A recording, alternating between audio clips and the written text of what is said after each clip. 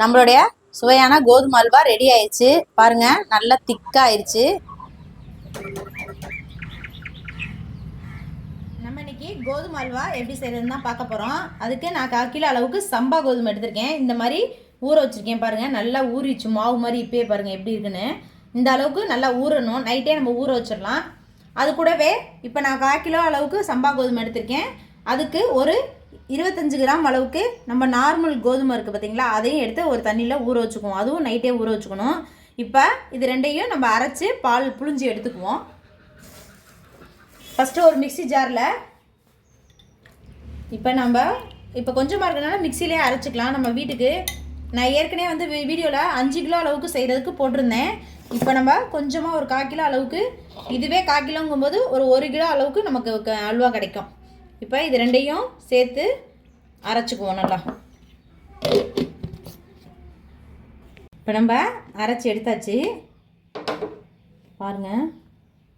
இதை நம்ம ஒரு இது மாதிரி வடிகட்டி வச்சு வடிகட்டிடுவோம்.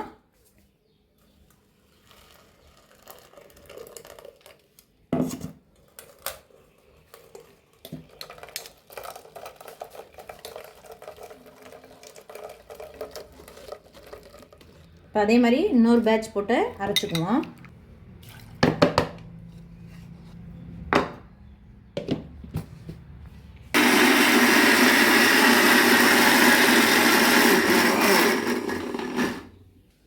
இங்கேங்க நம்ம அரைக்கையிலே இந்த மாதிரி சக்கை எப்படி வருது பாருங்க, நல்லா கோந்து மாதிரி இந்த மாதிரி சக்கையாக வந்துடும். அதெல்லாம் கொஞ்சம் கொஞ்சமாக எடுத்துடலாம்.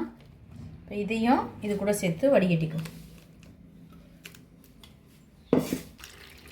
நல்லா வடிகட்டி எடுத்துக்குவோம். இப்போ இது நல்லா தண்ணி ஊற்றி அலசிக்கலாம். நம்ம இப்போ இது எவ்வளோக்கு எவ்வளோ தண்ணி ஊற்றுறோமோ நல்லா அலசி 1.5 கணக்கு வந்து இப்போ 1 லிட்டர் அளவு கணக்கு இது நல்லா அலசி புழிஞ்சு எடுத்துக்கிட்டு ஒரு 8 மணி நேரம் அப்படியே நம்ம வச்சிடணும். நல்லா புளிச்சு தண்ணி பூரா நீர்த்து வரும், அடியில் பால் பூரா இஞ்சிருவோம். இந்த மாதிரி புழிஞ்சு இதெல்லாம் சக்கையை எடுத்துடலாம். இது நம்ம வீட்டில் ஏதாவது கோழி ஆடு மாடு வச்சுருந்தோம்னா அது தீவனத்துக்கு போட்டுக்கலாம்.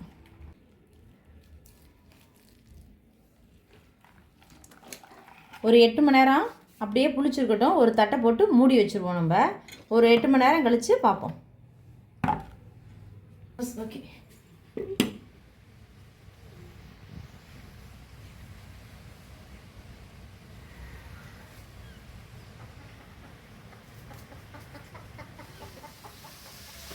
இப்போ சுகர் வந்து ஒரு 1/2 கிலோ அளவுக்கு சுகர் எடுத்துக்குவோம்.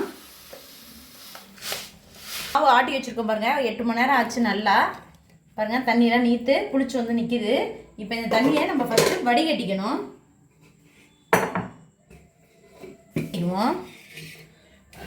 இப்போ பாருங்கள் தண்ணி எப்படி நிற்கிது பாருங்கள், தேங்கி தெளிவாக.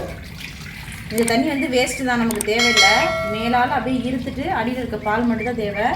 இது ஃபுல்லாக நல்லா ஒரு சல்லடையை வச்சு நம்ம சலிச்சுக்குவோம் தண்ணியை பூரா. இப்போ நம்ம தண்ணி ஃபுல்லாக வடிகட்டிட்டோம். இப்போ அடியில் பால் இருக்குது. இப்போ இதையும் தண்ணி ஊற்றி வடிகட்டிக்குவோம். ஃபஸ்ட்டு இந்த வேஸ்ட்டை ஊற்றிடுவோம் கீழே. இப்போ இதில் நல்லா இந்த பாருங்க, அடியிலலாம் பால் எப்படி கெட்டியாக இருக்குது பாருங்க. இதை வந்து நல்லா அப்படி கரைச்சி விட்டுக்கணும். பால் அடியில் அப்படியே கெட்டியாக நின்றுடும். இந்த எவ்வளோ பால் கெட்டியாக இருக்கு பாருங்க. இந்த பூரா இந்த மாதிரி எடுத்து நல்லா கலக்கிட்டு இது கூட நம்ம இப்போ ஒரு 1/2 லிட்டர் அளவுக்கு தண்ணி சேர்த்துக்குவோம். இப்போ 1/2 லிட்டர் அளவு தண்ணி எடுத்திருக்கேன். 1/2 லிட்டர் தண்ணியை ஊற்றிக்கிறேன். இப்போ இதை மறுபடியும் வடிகட்டிக்குவோம். நான் லேசாக சின்ன சின்ன தூள் கூட இருக்கக்கூடாது, இல்லைன்னா வாயில் திப்பியாக ஒட்டும். அதுக்காண்டி இந்த மாதிரி ஜல்லடையை வச்சு சலிச்சிடும்.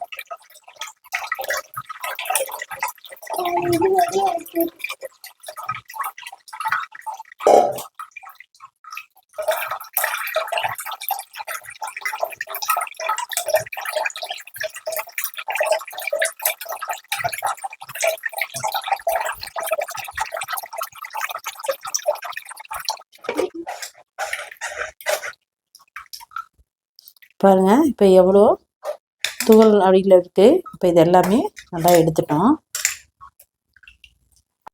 இந்த மாதிரி சின்ன சல்லடையில் வச்சுங்கன்னா லைட்டாக இருக்க தூள் கூட தூசி எல்லாமே வந்துடும். இப்போ நமக்கு தேவையான அளவு பால் ரெடி ஆயிடுச்சு.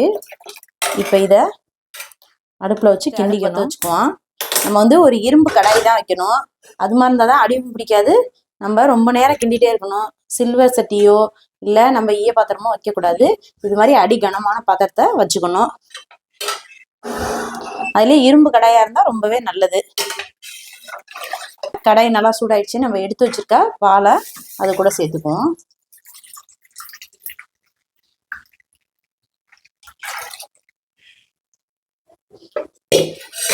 இப்போ பாலை நம்ம கிண்டிக்கிட்டே இருக்கணும். அடி பிடிக்காம நம்ம கிண்டிக்கிட்டே இருக்கணும். இது வந்து ஒரு 10லேருந்து 20 நிமிஷம் வரைக்கும் இந்த ப்ராசஸ் ஆகும். நம்ம அது வரைக்கும் கைப்படாமல் அப்படி கிண்டிக்கிட்டே இருக்கணும். இந்த மாதிரி கெட்டியாக வருது பாருங்க. இந்த மாதிரி கட்டி கட்டியே பற்றக்கூடாது. அதனால நம்ம கிண்டிக்கிட்டே இருக்கணும். அப்போதான் கட்டிப்படாமல் இருக்கும். இப்போ இந்த ஸ்டேஜில் நம்ம எடுத்து வச்சிருக்க சுகரை அதோட ஆட் பண்ணிக்குவோம். இப்போ நான் 1 கிலோ இருக்குது 1/2 கிலோ அளவு எடுத்திருக்கேன் சர்க்கரை. இப்போ சர்க்கரையும் அதுவும் சேர்ந்து கிண்டிகிட்டே இருந்தோம்னா தான் அந்த கலர் வரும். நம்ம எந்த கலரும் சேர்க்க வேண்டியதில்லை. ஃபுட் கலரிங்கும் இப்படியே கிண்டிக்கிட்டே இருந்தோம்னா அதுவாகவே கலர் வந்துடும்.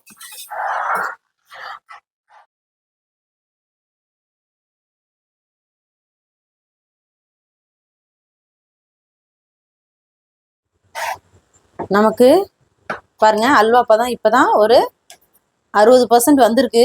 இன்னும் வரணும். இன்னும் கிண்டிக்கிட்டே இருக்கணும். நல்லா இது மாதிரி சொலண்டு வரணும். அப்போதான் நமக்கு பதம் ரெடி ஆயிடுச்சு. நம்ம இப்போ கொஞ்சம் நெய் ஆட் பண்ணிக்குவோம் கொஞ்சம் கொஞ்சமாக. இப்போ பாருங்க சுத்தமான பசு நெய். இதில் ஒரு 3 டேபிள் ஸ்பூன் அளவுக்கு நெய் சேர்த்துக்குவோம்.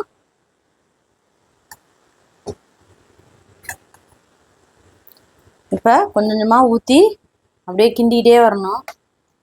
நல்லா சொலண்டு வரணும். நல்ல இன்னும் கலரு வரணும். நம்ம எந்த ஒரு ஃபுட் கலரிங்குமே சேர்க்கல.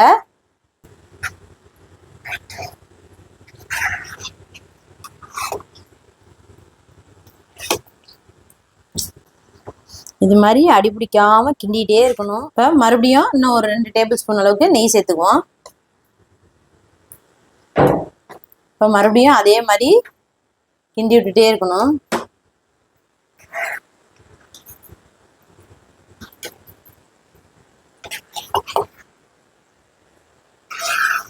பசும்பாலில் நம்ம வீட்டிலே தயார் பண்ண நெய்னால நெய் நல்ல வாசம் சூப்பராக இருக்கு.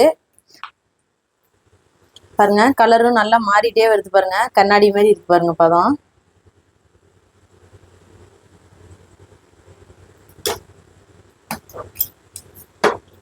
இன்னும் ஒரு 10 நிமிஷம், இன்னும் ஒரு 20% ப்ராசஸ் இருக்கு. இப்போ பாருங்க நல்லா பதத்துக்கு வந்துருச்சு. இப்போ இன்னும் ஒரு 2 டேபிள் ஸ்பூன் அளவுக்கு நெய் சேர்த்துக்குவோம். மொத்தமாக நமக்கு வந்து ஒரு 150லேருந்து 200 ml வரைக்கும் நெய் தேவைப்படும் அல்வாவுக்கு. ஜாஸ்தியாக ஊற்றிக்கலாம். ரொம்ப நெய் போட்டோம்னா ரொம்ப திகட்டும். 200 வந்து கரெக்டான அளவு.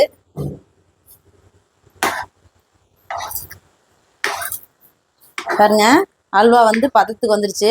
நெய் எல்லாமே கக்கிருது பாருங்க அப்படியே. இப்போ இந்த ஸ்டேஜ் வந்து நமக்கு அல்வா பதம் கரெக்டு ரெடி ஆயிடுச்சு சாப்பிட்றதுக்கு. இப்போ நம்ம உடனே சாப்பிட்றதுக்கும் ஆறி இதே வந்து நாளைக்கு எடுத்து சாப்பிட்டோம்னு சொன்னால் இன்னும் சூப்பராக இருக்கும். அடுப்பு வந்து கூட்டவே கூடாது. ஆரம்பத்துலேருந்து இந்த மீடியம் ஃப்ளேம்லேயே வச்சு தான் கிண்டிக்கிட்டே இருக்கும். வேகமாக வச்சுட்டோம்னு சொன்னால் கொதிக்கும், டப்பு டப்புன்னு மேலே தெறிக்க ஆரம்பிச்சிரும். நம்மளால நின்று கிண்டவே முடியாது. அதனால மீடியமாகவே வச்சு இப்படியே சொல்லட்டி நம்ம கிண்டிக்கிட்டே இருக்க வேண்டியதுதான். அப்படியே கண்ணாடி மாதிரி இருக்கு பாருங்க, லேயர் லேயரா.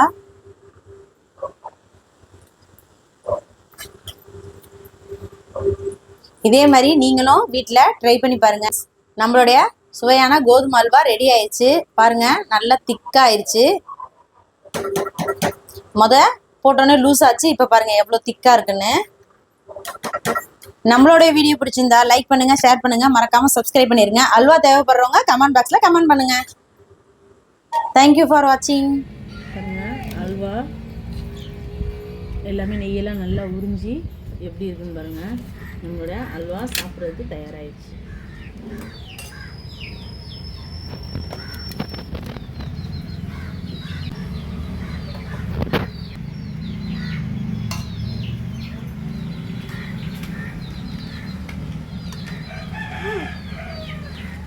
கோதுமை சூப்பராக இருக்கும்பா. ஆனால் வாயில் போடுறேன்னு கலந்து போது சேனலுக்கு சப்ஸ்கிரைப் பண்ணுங்கள், லைக் பண்ணுங்கள், ஷேர் பண்ணுங்கள், கமெண்ட் பண்ணுங்கள். தேங்க்யூ ஃபார் வாட்சிங்.